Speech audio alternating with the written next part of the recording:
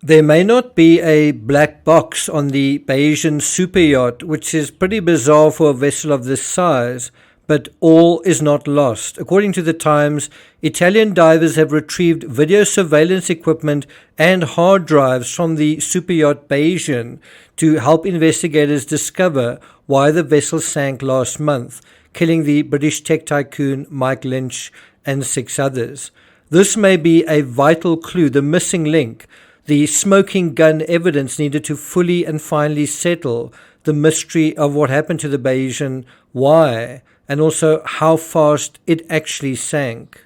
I got nightmares in my head, I fear thoughts build up until I can't breathe. My mind fills up into a creature, and it haunts me somewhere much deeper. I got nightmares in my head, I fear.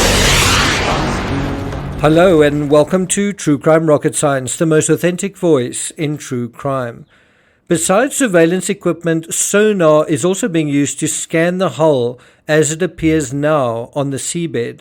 According to the Times, the electronic equipment removed from the yacht will be sent to a laboratory outside Italy to see if it is still readable after weeks underwater.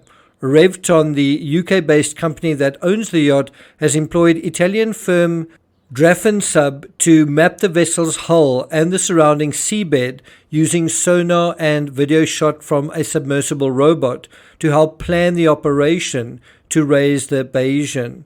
Now, while there are several witnesses and multiple CCTV recordings, what's frustrating is the grainy nature of it. And because it was filmed at night, in the rain, once the mast lost power, one can't actually tell what is going on board. But the most crucial evidence that this surveillance equipment will likely confirm is whether a bay door was open. Before we get to that, if you haven't subscribed to the channel, please do. Bear in mind, I'll be doing a Van Gogh Letters 88 on Sunday.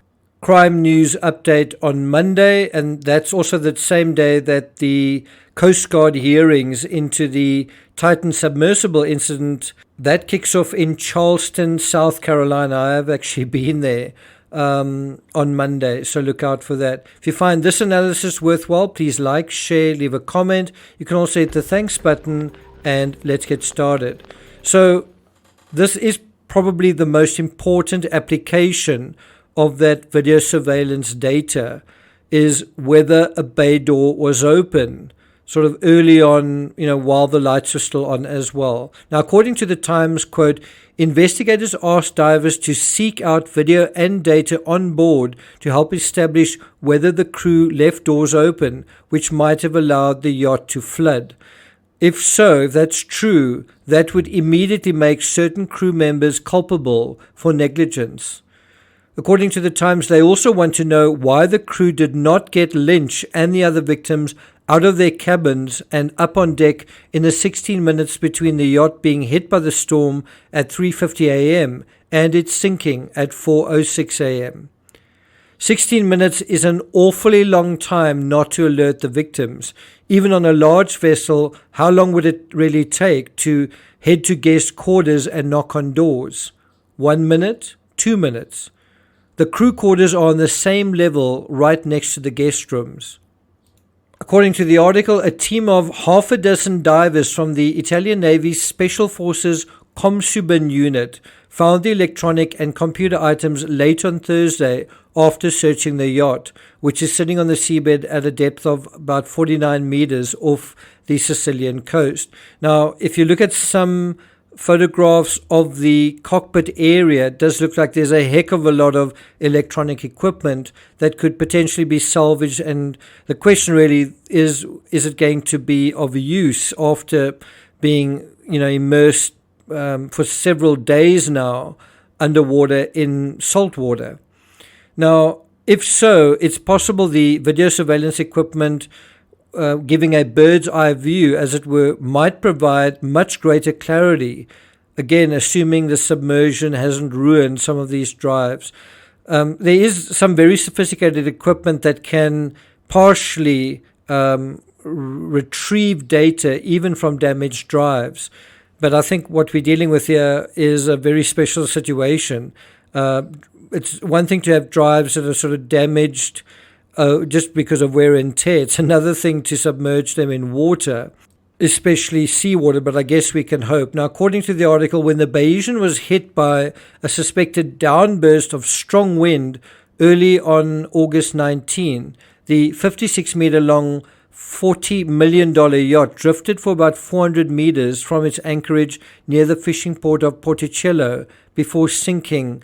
Now, they actually say sinking in a minute. I don't believe it took a minute to sink. But anyway, that's in the article. Now, 400 meters isn't very far unless one factors in that it's at anchor, that the anchor is down and it's being pushed despite this heavy anchor that's actually deployed. Then, almost half a kilometer, well, that is quite far to be barreled by strong winds and rough water. Unfortunately, the most vital period is the one when the ship loses power, and it's unlikely, even if they can salvage something from these digital recorders, it's unlikely they were able to function at this most critical of times when the power goes out.